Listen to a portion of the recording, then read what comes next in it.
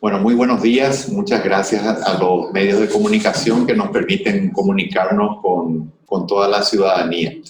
En primer lugar, antes de entrar en la evaluación y elaboración de algunas acciones que hemos tomado en torno al coronavirus, quiero manifestar algunas ideas. Por un lado, en estos días hemos visto, como siempre, una gran colaboración de la ciudadanía en su mayoría. Sin embargo, vemos con extrema preocupación un movimiento inusitado en estos días que nos permite ver que hay mucha gente que todavía no dimensiona la magnitud de este problema. Y si bien es cierto, como se ha discutido, que hay medidas coercitivas y que estas pueden implementarse de mejor o de peor manera, también es aún más relevante el hecho de que sin ninguna duda el éxito en la implementación de estas medidas pasa principalmente por una concienciación y por un convencimiento ciudadano, porque cualquier medida coercitiva va a tener vulnerabilidades. Entonces, insto una vez más a poder capitalizar el gran esfuerzo que hemos hecho todos como sociedad en estas medidas de distanciamiento social y aislamiento. Si no se puede concebir el concepto del valor de una vida humana, tenemos que ver el valor de lo que económicamente estamos resignando a los efectos de poder hacer frente a él. Entonces, realmente creo que es oportuno no dilapidar ese esfuerzo que hemos hecho. Es también tiempo y oportuno, quiero hacer una recomendación en el sentido de que las personas no deben pensar ahora en términos de evitar un contagio, sino en evitar contagiar.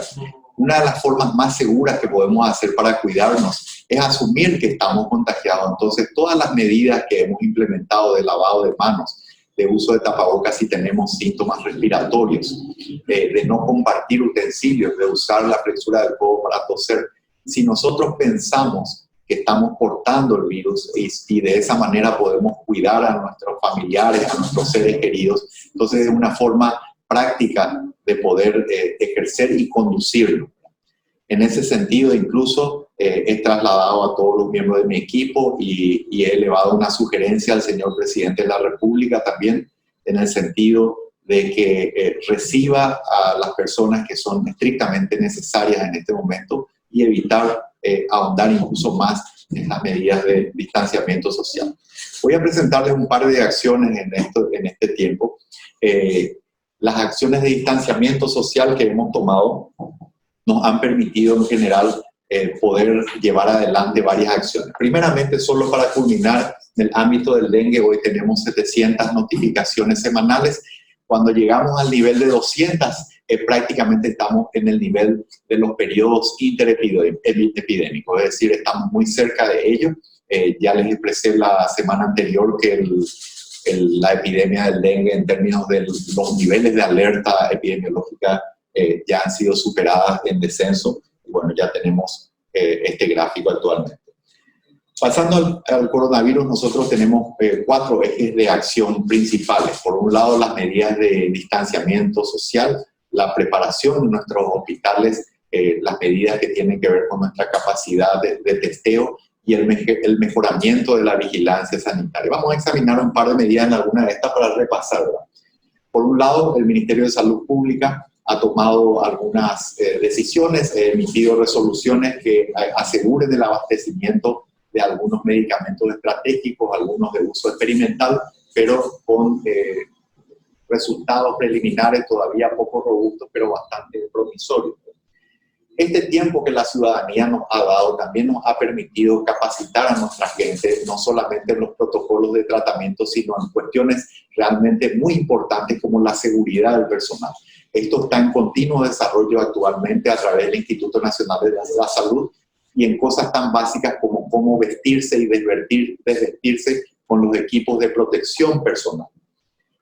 También hemos tomado una serie de resoluciones que nos permiten adaptarnos a las nuevas exigencias. Por un lado, las notificaciones obligatorias de los distintos establecimientos de salud y los laboratorios respecto a los test positivos. También hemos emitido una resolución que permite dar recetas por vía digital, por ejemplo, por email, por WhatsApp, un marco normativo que pueda amparar también a los profesionales de la salud. Y por otro lado, también otra resolución donde damos un marco normativo que permita la atención por telemedicina, es decir, la atención a distancia a través de un medio digital. En el ámbito de la preparación del sistema hospitalario hemos hecho varias cosas. En primer lugar, varios hospitales, por ejemplo, estuve hace unos días en el hospital de Barrio Obrero, han instalado containers o carpas, y estos containers o carpas lo que permiten es un flujo diferenciado de aquellos pacientes que tienen síntomas respiratorios para que puedan ser atendidos, se pueda establecer una priorización de los pacientes y el tratamiento oportuno sin mezclar con los pacientes de otras enfermedades, digamos, que siguen consultando con el hospital. También, como hay cierta confusión sobre los hospitales, voy a darles un ejemplo claro. Si una persona, por ejemplo, vive en la zona de Villa Elisa, esa persona puede consultar en el hospital de Villa Elisa aunque tenga un síntoma respiratorio. Los médicos que están allí, que están preparados para recibirlos, van a hacer la consulta pertinente. Si la persona, después de la evaluación, requiere internación, es ahí, entonces, cuando es referida a un hospital de referencia, como por ejemplo el INERAM o el hospital de Ingavi, en este caso, que son los hospitales de referencia en el área de Asunción y Central. Pero cualquiera de los hospitales tiene un flujo diferenciado para los síntomas respiratorios. También, como saben, estamos a esta altura más o menos en un 30% de evolución de las obras que están siendo llevadas adelante con el Ministerio de Obras Públicas y Comunicaciones en el Hospital del INERAM y el Hospital Nacional, lo que nos va a proveer 200 camas extras para atención de enfermos COVID, y cada una de estas construcciones tiene además 36 habitaciones para el personal de Blanco. Tenemos en todo el país, fuera de Central y Capital, 941 camas que están preparadas con oxígeno para la contingencia COVID. Esto es merced a una integración que se da desde el sistema de salud pública, primordialmente entre el IPS y el Ministerio de Salud Pública, pero también se están sumando las fuerzas públicas como el Hospital de Policía y el Hospital Militar, así como el Hospital de Clínicas aquí en la zona de Central. Ya hemos incorporado 510 personas por el plan de contingencia. Estamos estableciendo una primera priorización en áreas de los hospitales regionales y sobre todo los hospitales de Central y Capital, donde tenemos un mayor número de casos confirmados. En la preparación del sistema también, algunos elementos que pueden ver, de parte de nuestra absoluta prioridad es la seguridad de nuestro personal de Blanco. Entonces estamos haciendo los esfuerzos, como dije anteriormente, en un mercado desafiante para poder proveer todo lo que tiene que ver con los equipos de protección personal. Ya hemos distribuido 5 millones de guantes, tenemos 560.000 mascarillas, 2.000 trajes de protección, 86.000 batas de protección, 310.000 gorros quirúrgicos y 3.500 gafas protectoras. En lo que hace a la unidad de terapia intensiva, a diciembre del año 2019 teníamos 304 camas operativas. A esta altura tenemos 384 camas. Eso se obtiene equipando unidades ya existentes y generando nuevas unidades de terapia intensiva. Estamos recibiendo, en este momento tenemos 114 respiradores que gradualmente están siendo instalados en distintos hospitales del sistema, y con sus también otros equipos biomédicos como ecógrafos, como electrocardiógrafos, monitores, etc. Lo que tiene que ver en el ámbito de vigilancia epidemiológica, hemos incorporado en esta semana algunos elementos muy importantes. Por un lado, la web app que estuvimos anunciando con el ministro del MINTIC en la semana. Esta web app está básicamente dirigida a los pacientes que están en aislamiento en este momento. Permite un control clínico de ellos constante y también un control y monitoreo de su localización. Eso está dirigido por el momento a estas personas. Eventualmente se está valorando su apertura a otros modelos. Estamos trabajando en modelos de desarrollo epidemiológico para prever las curvas epidemiológicas y las acciones pertinentes que están asociadas. Tenemos colaboración de la Universidad Politécnica, también tenemos colaboración de médicos paraguayos residentes en el extranjero que están trabajando estrechamente con la Dirección de Vigilancia y asesores del Ministerio de Salud Pública. En este tiempo también hemos podido evaluar protocolos médicos adaptados al Paraguay respecto a evidencia, como decía, todavía preliminar, pero bastante provisoria en el tratamiento del COVID. Se está utilizando una plataforma web integrada de todos los sistemas del Ministerio de Salud Pública inicialmente y también para la incorporación fácil y ágil de datos del sector privado de otras instituciones aliadas. Estamos coordinando la investigación y ensayos clínicos con el CONACYT en distintas áreas que tienen que ver desde el estudio científico de potenciales tratamientos, como también, por ejemplo, la elaboración de equipos de protección personal. E instamos una vez más a las industrias nacionales. Ya hay algunas iniciativas muy interesantes respecto a la producción propia, que va a ser absolutamente fundamental para poder hacer sostenible lo que necesitamos en la provisión de equipos de protección personal. En la capacidad de diagnóstico, como ustedes saben, el Laboratorio Central fue uno de los primeros en Sudamérica también en poder tener la posibilidad de hacer los test diagnósticos. Como hemos anunciado hace un par de semanas, en este momento hemos triplicado la capacidad del Laboratorio Central. A ellos se han sumado otros aliados como el Instituto de Investigación en Ciencia de la Salud y el SENACSA, que ya están empezando a procesar sus primeras muestras. Además, hemos certificado tres laboratorios privados que también tienen disponibles estos datos. Y en el día de la fecha, a partir de las 8 de la mañana, hemos instalado una suerte de toma de muestras express en la zona de la Costanera, inicialmente dirigido a personas que tienen la aplicación web, es decir, aquellas que están en aislamiento.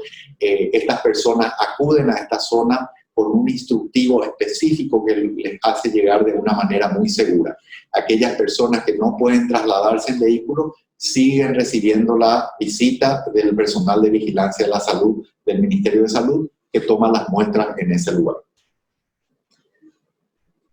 La capacidad de diagnóstico ha mejorado sustancialmente. Estos son algunos números que dan cuenta de eso. Desde el 7 de marzo, que se dio el primer caso, hemos tomado a la fecha más de 1.200 muestras, como pueden ver, y a la fecha tenemos 92 casos confirmados actualizados al día de ayer. Los resultados actualizados muestran que tenemos los 92 confirmados que he mencionado, tenemos 3 fallecidos, tenemos en este momento 5 internados, 2 pacientes en terapia intensiva, y tenemos 6 recuperados. Me permito recordarles el concepto de recuperado. Estas son personas que han superado completamente la enfermedad, es decir, posterior a su diagnóstico y su recuperación, tienen 2 muestras negativas del test para coronavirus, lo que prueba, más allá de toda duda, que ya no son contagiosos. Entonces, tenemos algunos elementos realmente muy auspiciosos, y es por ello que, para finalizar, simplemente quiero una vez más instar a todo el pueblo paraguayo a que podamos sacar ventaja de estas medidas que tanto costo económico y personal tienen, pero que nos están permitiendo darle tiempo a todas las acciones que previamente cité y que todavía necesitan desarrollarse. Estamos aguardando la llegada de insumos críticos, de equipos de protección antes del 12 de abril. También hay un elemento muy importante que me gustaría señalar, que es la llegada de las vacunas contra la influenza. La llegada de las vacunas contra la influenza, si bien no están orientadas a la lucha del coronavirus, nos van a permitir que nuestra gente, llegada a la época de los virus respiratorios tradicionales, no tengan nuestra gente más vulnerable exposición, o por lo menos tengan resistencia a la exposición a estos virus, y que no haya casos confusos. Así que con esto termino y agradezco mucho la atención a través de los compañeros de los medios de comunicación, y voy a responder las preguntas que seguramente han instalado ya. Señor Ministro, con respecto al tema de los 2 casos confirmados en el Congreso Nacional, para referir acerca del protocolo que siguió el Ministerio de Salud para el cumplimiento de la cuarentena de estas personas, así también sobre si fue correcta o no la comunicación por parte del presidente ante estos casos confirmados y cómo se debería actuar en los casos que fueron o están relacionados a eso dentro del edificio. Sí, bueno, las personas o la persona afectada, digamos, en el ámbito del Congreso, estaba en aislamiento y en seguimiento. El último día de su aislamiento fue contactada por la Dirección de Vigilancia de la Salud, tuvo una consulta pertinente. En esa evaluación, en retrospectiva, se da cuenta de unos síntomas significados como de menor calibre, digamos. No obstante, la Dirección de Vigilancia de la Salud opta por recomendar la toma de muestra. Posteriormente, cuando tuvimos el dato positivo, hemos contactado con el presidente del Congreso a los efectos de instarle a tomar medidas sanitarias, en tanto la Dirección de Vigilancia de la Salud puede hacer un estudio más fino del itinerario de la persona afectada, de modo a establecer los niveles de riesgo de cada una de las personas que ha estado en el Congreso. En el interín, lo que corresponde hacer es primero tomar las grandes medidas de modo a asegurar la seguridad de todos, y después pueden flexibilizarse según el tiempo y la distancia con la cual tuvieron contacto. Con respecto a la comunicación por parte del presidente del Congreso, acerca de la información que se dio a través de sus redes sociales, si fue la correcta. Sí, bueno, yo soy muy respetuoso de los canales que determinen cada una de las autoridades máximas de las instituciones pertinentes. En este caso, lo más importante es que se tomen las medidas de seguridad desde el punto de vista sanitario. A veces Karina y a veces TV, ¿pueden describir cuáles son los protocolos aprobados por el Ministerio de Salud para combatir la enfermedad en su estado más grave? ¿Tenemos esos medicamentos y esto es suficiente? Sí, bueno, hay varios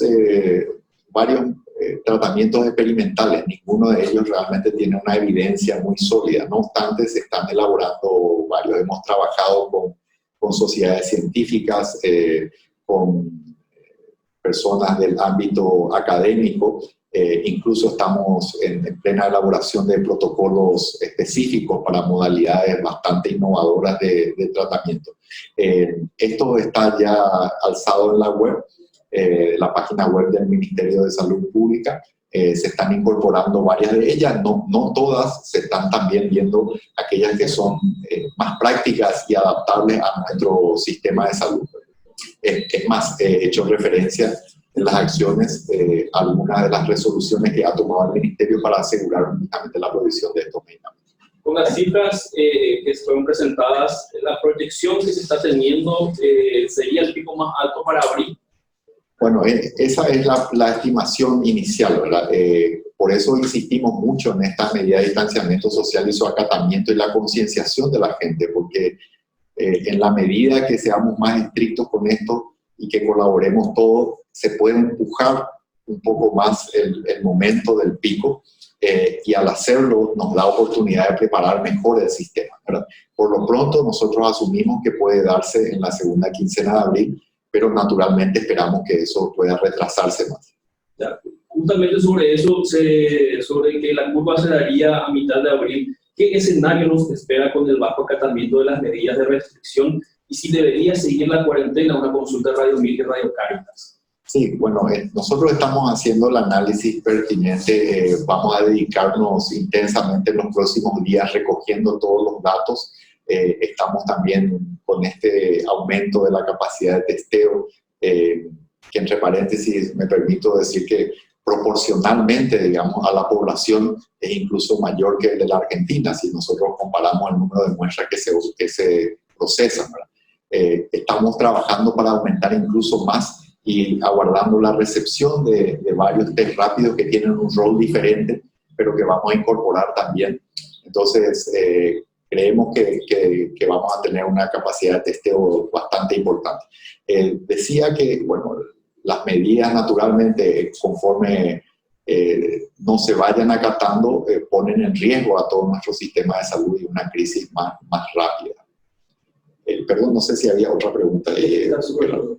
Con respecto a, o en este caso, entendiendo que respeta la autonomía de poder, como ya refirió en algún momento, ¿qué le genera como capitán de este barco que algunos senadores, entre ellos exministros de salud, den la espalda al proyecto de descentralización de fondos royalties? Sí, bueno, estas son cuestiones que deben dirimirse en el ámbito propicio, ¿verdad? Mi rol y mi misión es realmente poder proveer de asistencia, de tomar las medidas preventivas mayores y agradecemos todas las medidas que se puedan tomar en torno a financiar las grandes necesidades históricas que tiene salud pública. Haciendo énfasis en una consulta de Recha Cliña de Comunicaciones a los casos confirmados en Boquerón, ¿cuál sería su procedencia, si vienen del extranjero, si tienen nexo? Sí, los casos, los últimos que he tenido referencia, que me ha tocado evaluar particularmente con el reporte del Laboratorio Central, son provenientes del extranjero. ¿Cuáles son las medidas tomadas en los hospitales y con los médicos de la región, teniendo en cuenta que Chaco siempre fue una zona poco alcanzada con infraestructura? Sí, bueno, la Dirección de Regiones del Interior está trabajando con cada uno de los distintos directores regionales y los directores del Instituto de Previsión Social. De hecho, hemos emitido una resolución de hospitales integrados. La idea es que en cada departamento, dependiendo de la fortaleza de una u otra institución, entonces tenemos hospitales que se dedican prioritariamente a la parte respiratoria o a la parte polivalente, que es el grupo de todas las demás enfermedades. Entonces se está trabajando coordinadamente en cada departamento, generando las redes y haciendo que se potencien tanto el Instituto de Provisión Social como el Ministerio de Salud o incluso alguna otra institución si tiene representación en el departamento. Una opinión sobre la estimación del doctor Argo sobre el disparo explosivo, en este caso, de casos que se pudieran dar en las posibles 2 semanas y que eso podría ser más grave que Italia. Bueno, hemos visto la experiencia de otros países, ¿verdad? Naturalmente hay distintas variables que se dan y siempre ese es un escenario que puede ser dado, ¿verdad? No hay por qué negarlo. Nosotros estamos trabajando justamente para que se minimice eso y para que nuestros hospitales estén lo mejor posiblemente, lo mejor preparados para esa situación. Consulta del 13. La Fiscalía General remitió una nota diciendo que la cuarentena no está siendo cumplida.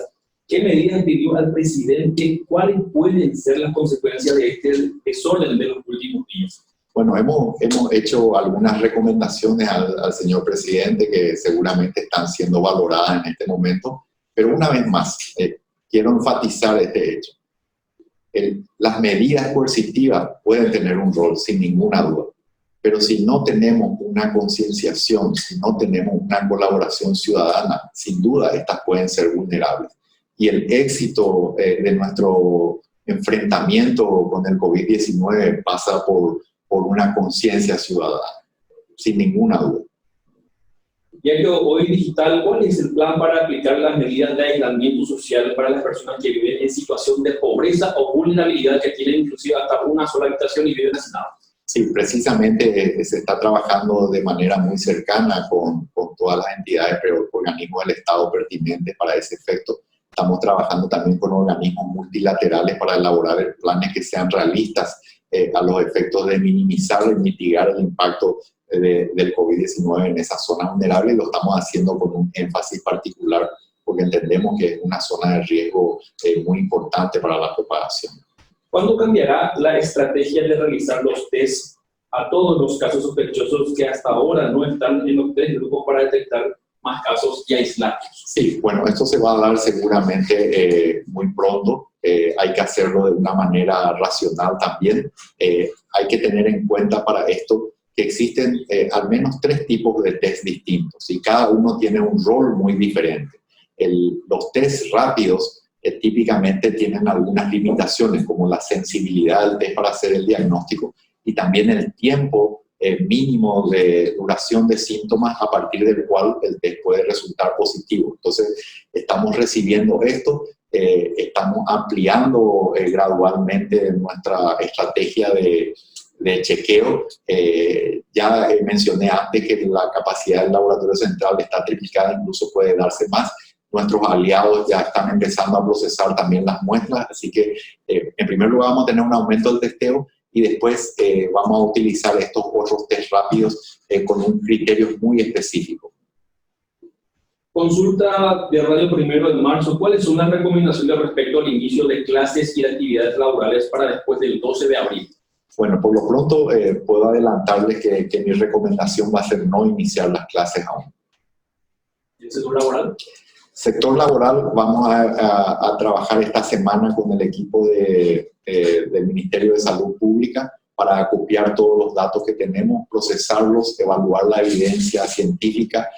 Vamos a también hacer una conversación con aliados que tenemos fuera del país a los efectos de hacer un modelo lo más cercano posible a la realidad del Paraguay con los datos que podemos generar.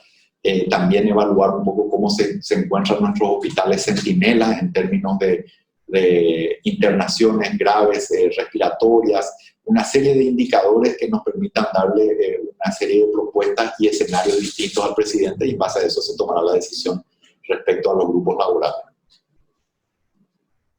El medio RDN, las desinfecciones o fumigaciones que se realizan en las calles son efectivas, sirven para reducir la circulación comunitaria. Sí, bueno, sí, en realidad pueden ayudar en alguna medida. Recordemos que este es un virus que, si bien tiene una propagación muy rápida y puede tener realmente una afectación muy importante, no requiere más que agua, jabón, detergente incluso para poder librarnos de él, ¿verdad? Entonces, cualquiera de estas medidas, no hace falta que sean desinfectantes de muy alto poder, pueden tener un efecto muy interesante. Radio 1, ¿qué pasa con esas personas que hoy van a la cuarentena porque estuvieron en la sesión del Senado el miércoles? Sin embargo, antes de saber del caso del Congreso, tuvieron contacto con compañeros de trabajo. Los compañeros también van a esa cuarentena absoluta. Sí, bueno, inicialmente es así hasta que se pueda investigar de manera más detallada cuál fue el número de personas y cuánto tiempo estuvieron expuestas a la persona afectada, ¿verdad? Entonces, en base a eso se puede determinar incluso que muchas personas dejen de estar en cuarentena. Les voy a dar un ejemplo muy concreto. Si una persona está en contacto con otra que ha dado positivo, si esa persona ha estado por lo menos 5 minutos en contacto y a menos de 2 metros, ciertamente es un contacto de riesgo. Pero el contacto del contacto, por así decirlo, esa persona no tiene un riesgo relativamente bajo inicialmente. Entonces, eso es lo que la Dirección de Vigilancia va a hilar más fino a los efectos de poder después, una vez hecha la recomendación inicial más grande, poder hacer recomendaciones más específicas y probablemente flexibilizar en algunas personas que no tuvieron un contacto muy cercano. Con relación a los test, hasta el momento, ¿cuántos laboratorios están habilitados y podría citar cada uno, indicar la capacidad por día con estos? 3 en el sector privado. Tenemos también el Instituto de Investigación en Ciencia de la Salud, el CENAXA. Ellos tienen una capacidad potencial bastante alta de algunas 200 determinaciones, por ejemplo. Por el momento están haciendo muy pocas, son 4 o 5, tienen un periodo de calibraje. Y seguramente después van a poder hacer. No hay un problema de reactivos en este momento. Estos reactivos fueron incluso distribuidos y tenemos más reactivos llegando a la República, ¿verdad? Entonces, tiene que ver mucho con que estos laboratorios estén ya en condiciones, como ya lo están en este momento, y ahora con el aumento de la toma de muestras y también la territorialización del procesamiento de las muestras. Eso quiere decir que cada uno de estos laboratorios, cuando esté en su potencial total, va a recibir muestras de determinadas regiones del país. Desde el Ministerio de Salud se recomienda no las personas que puedan o deban salir a un establecimiento como por ejemplo el súper o algunos lugares de compra de insumos esenciales para la familia. ¿Cómo se debe manejar esos casos? Sí, bueno, en líneas generales hemos hecho las recomendaciones, sabemos que es un tema de controversia en algún sentido. Lo que nosotros recomendamos son lo que actualmente la Organización Mundial de la Salud PRECON, que es básicamente aquellas personas que tienen algún tipo de síntomas respiratorios, deben usar mascarilla, aquellas personas que están cuidando de enfermos, y también podríamos extender a aquellas personas que están en contacto directo con mucha gente, por ejemplo, un cajero de un supermercado, ¿verdad? O de alguna institución, ese tipo de cosas, ¿verdad? También hay un instructivo que el Ministerio de Salud Pública ha desarrollado para distintos tipos de comercios, de organizaciones, etcétera, que establece cierto tipo de distancias y el uso o no de mascarilla, ¿verdad? Naturalmente, esto hay evidencia que se va acumulando. Nosotros estamos muy atentos a todo. Quiero destacar un elemento fundamental que tiene que ver con el problema de abastecimiento que tiene el mundo entero en términos de mascarillas y equipos de protección personal. Y en ese sentido, entonces, es muy importante el uso racional de estas mascarillas, porque no debe faltar en las trincheras, en los hospitales, donde es primordial. Consulta del Diario Popular acerca de las bolsas mortuorias. ¿Cuántas bolsas fueron adquiridas? Si fue una donación o a qué costo, y si es más fácil adquirir esto antes que respiradores. Bueno, el Ministerio de Salud Pública tiene una serie de insumos críticos que debe comprar. Estos insumos críticos son de diversa índole, y hay que tener para todos los escenarios, hay que prever todos los escenarios naturalmente. Nosotros no tenemos el lujo de poder priorizar una cosa sobre otra. Así como hay importancia de equipos biomédicos, hay importancia de equipos de protección personal, tenemos fármacos, medicamentos que son necesarios para la atención de los pacientes que están en terapia intensiva. Hay una serie de insumos que incluso le invito a la gente a que pueda mirar en el portal, en el web del Ministerio de Salud Pública, donde están claramente delineados cada uno de los insumos y equipos críticos que necesita el Ministerio. Y también por debajo tenemos el aporte que agradecemos enormemente de distintos organismos del Estado y también del sector privado. Cada uno de esos aportes está ahí nominalmente bien marcado, así que agradecemos la ayuda de todas las personas. Volviendo al tema del Congreso, el ministro, ¿quiere decir que las personas que estuvieron con caso positivo acudieron a su lugar de trabajo teniendo síntomas? Bueno, recuerdo una vez más la secuencia, ¿verdad? En el último día de su cuarentena, la persona afectada consulta, y una vez que consulta, ahí no se había percatado de los síntomas. En retrospectiva, se da cuenta de unos síntomas menores, y en virtud de ello, entonces, el personal de vigilancia de la salud recomienda hacer el test, que efectivamente se da. Eso es lo que yo puedo informar, que se dio el test, y posteriormente el test positivo se comunica en la fecha pertinente. Consulta de América TV, ¿qué seguimiento le están dando a los paraguayos en cuarentena en las unidades militares? Sí, bueno, estos están siendo, dependiendo de la localización, mayormente en Alto Paraná, están siendo seguidos por personal, tanto en algunos casos personal militar sanitario, y también con personal de la región sanitaria afectada. ¿Unas recomendaciones para este fin de semana, señor ministro? Bueno, simplemente volver a enfatizar, estamos haciendo esta medida de distanciamiento social. Estas medidas de distanciamiento social y de aislamiento nos permiten poder lograr acciones que todavía necesitan desarrollarse. Hemos avanzado algo, como decía, en un mercado absolutamente desafiante en términos de precio y de provisión, y necesitamos la ayuda del pueblo paraguayo para poder prepararnos todavía mejor, ¿verdad? Para que más personas se puedan capacitar. Entonces, cada día que ganamos nos permite tener un sistema de salud más fuerte. Cada día que ganamos en ese sistema de salud nos permite salvar más vidas y proteger a nuestro personal de blanco. Muchas gracias.